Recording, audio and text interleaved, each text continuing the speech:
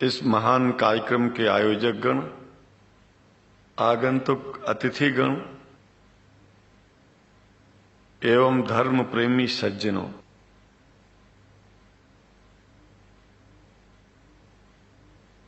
भगवान की जब कृपा होती है तो कभी धर्म की सच्चाई को जानने का अवसर मिलता है। मुसलमानों के बीच में लगातार कई वर्षों से हम जा रहे हैं और भारतवर्ष में एक नई प्रथा का प्रारंभ किया मैंने कि जब जगत गुरु शंकराचार्य भी मुसलमानों के बीच में जाकर के उनके प्रेम को समझ सके और इस्लाम की सच्चाई को जान करके इस्लाम को सारी दुनिया में एक इंसानियत का सबसे बड़ा पाठ सिखाने वाला धर्म मानने के लिए लोगों को समझावे।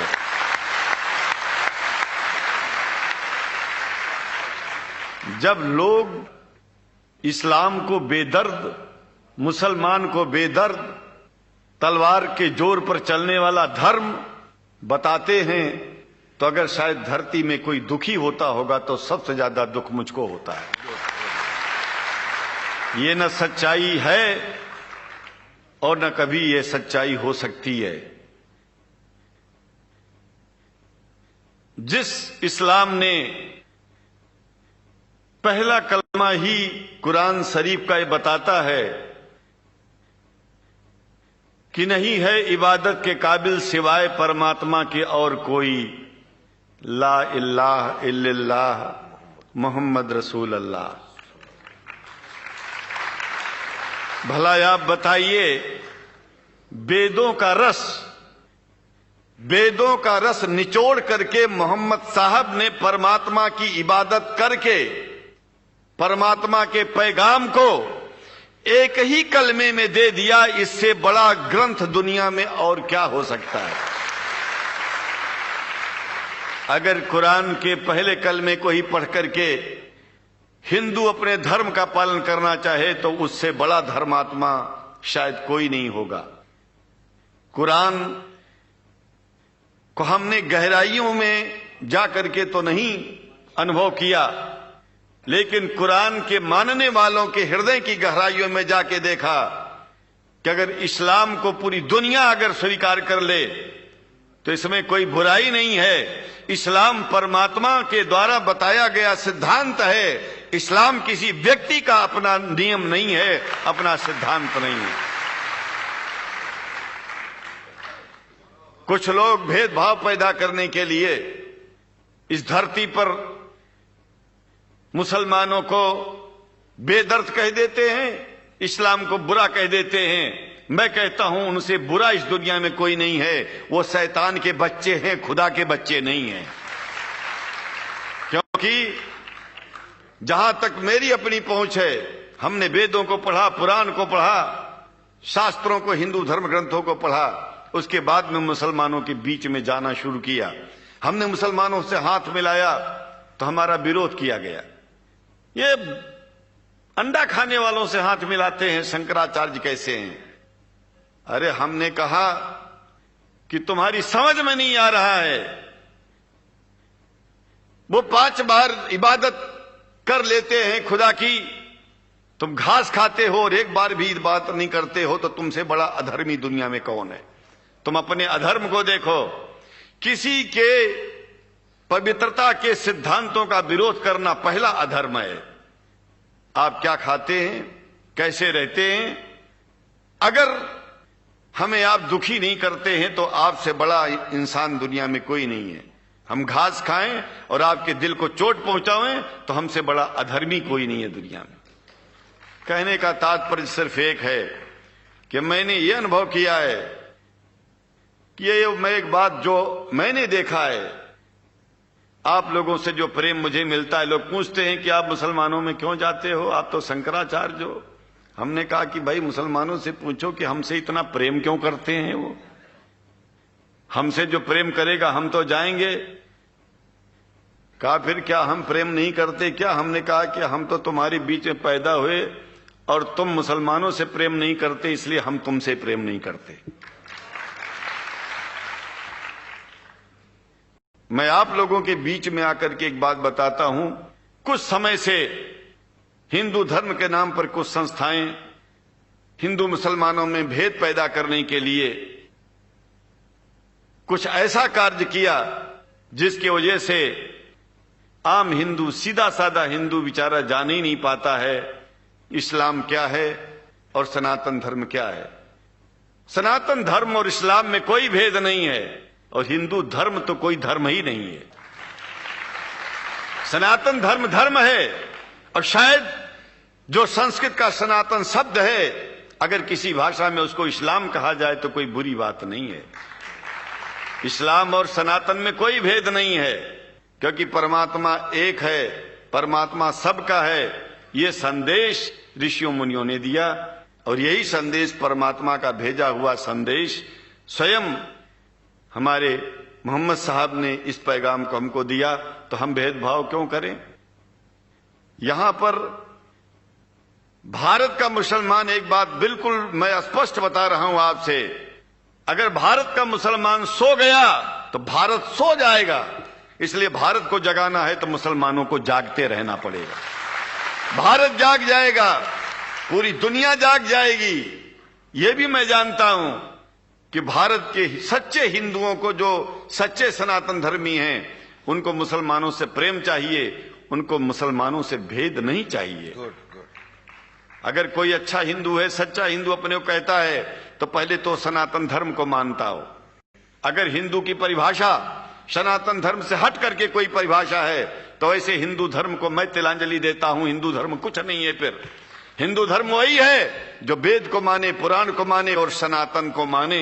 सनातन धर्म धर्म है और उस धर्म को न मान के अपनी एक नई व्यवस्था चलाना शुरू कर दे, इसका मतलब ये है, और नाम भगवान का ले। एक बात और बता देता हूं, भगवान कोई आदमी की तरह नहीं है कि रोज रोज नियम बदलेगा। रोज रोज नियम बदलना आदमियों का काम है। हमारे पूर्व प्रधानमंत्री साहब, मुझे दुख होता है कभी कभी, यद्यपि लोग ये न समझ बैठे कि मैं उनका विरोधी हूं। विरोधी नहीं हूं, लेकिन उनको खुद सनातन धर्म की परिभाषा नहीं आती है। विदेश में जाकर के हिंदू धर्म की गलत परिभाषा कर दी है। और हमको सबको ये दुख हुआ कि किस स्कूल में जाके पढ़े हैं। ये धर्म के बारे में बिना पढ़े हुए धर्म के बारे में बोलना गलत है।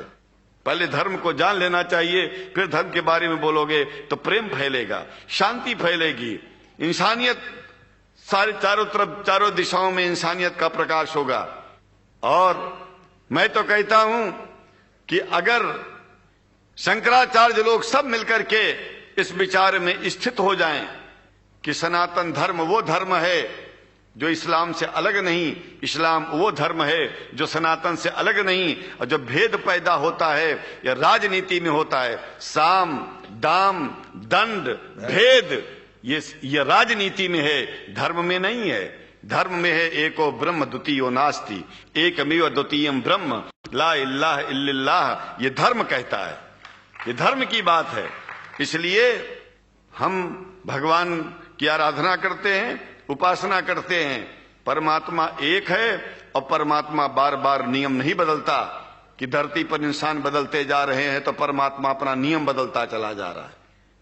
एक बात याद रखिएगा, जब से शुरुआत हुई होगी और जब तक ये दुनिया रहेगी, ईश्वर का सिद्धांत एक था, एक है, एक ही रहेगा। मानने वाले आपस में भेद पैदा करें तो इसमें उसका कोई दोष नहीं है। दोष तो उन लोगों का है जो लोग भेद पैदा करके प्रतिष्ठा पाना चाहते हैं। खास करके इतना जान लीजिए, धर्म भेद को मिटाता है और राजनीति भेद को बढ़ाती है। राजनीति का स्तर केवल राष्ट्र की व्यवस्था तक है और धर्म पूरे विश्व के लिए है।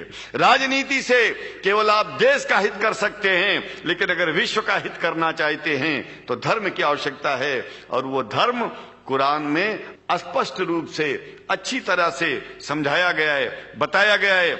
हमें हिंदी की कुरान भी प्राप्त है, उपलब्ध है, आज अंग्रेजी की भी मिल गई है।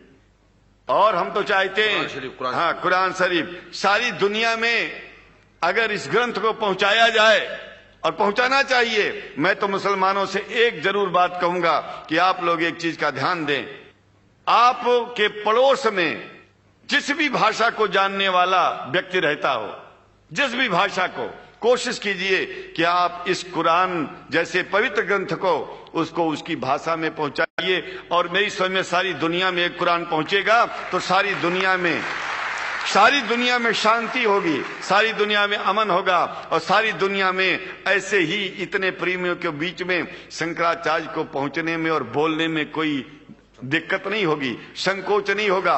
आप लोग भी निडर हो जाइए, आप लोग भी संकोच छोड़िए। हम जानते हैं कभी कभी संकोच में, कभी कभी इस देश के कुछ जो फिरका परस्त लोग हैं उनकी उल्टी सीधी योजनाओं में हम लोग एक दूसरे से मिल नहीं पाते। हम हाथ पसारे हुए आपके सामने खड़े हैं, आए हैं, हम आपको गले से लगा रहे हैं, लगाते हैं, दिल भी मिलाएंगे, गला भी मिलाएंगे, और जरूरत पड़ गई तो आप लोगों के लिए दिल कटाने की और सिर कटाने की जरूरत पड़ जाए तो इस्लाम की रक्षा के लिए शंकराचार्य आपका साथ देगा। क्योंकि शंकराचार्य जानते हैं इस्लाम धोखा नहीं है, शंकराचार्य जानते हैं इस्लाम बर्बादी का रास्ता नहीं है। शंकराचार्य को पता है कि जो वेद में लिखा है वही कुरान में लिखा है, इसलिए हमारा धर्म नहीं छूटेगा, हमारा धर्म और आगे बढ़ेगा। अगर हम मुसलमानों को अपना सगा मानते हैं तो मुसलमान परमात्मा का बनाया है, आदमी का नहीं। हिंदू जो अपने को कहते हैं वो भी जान लें कि वो परमात्मा के बनाए हैं, तो मुसलमानों से भेदभाव करना बंद कर दें और हमारी तरह सबसे प्रेम करें। डॉक्टर लखनऊ साहब, देखिए मैं अपरिचित था, जानता नहीं था, और मैं बड़ा प्रसन्न हूं कि वो समय निकाले और यहाँ आए।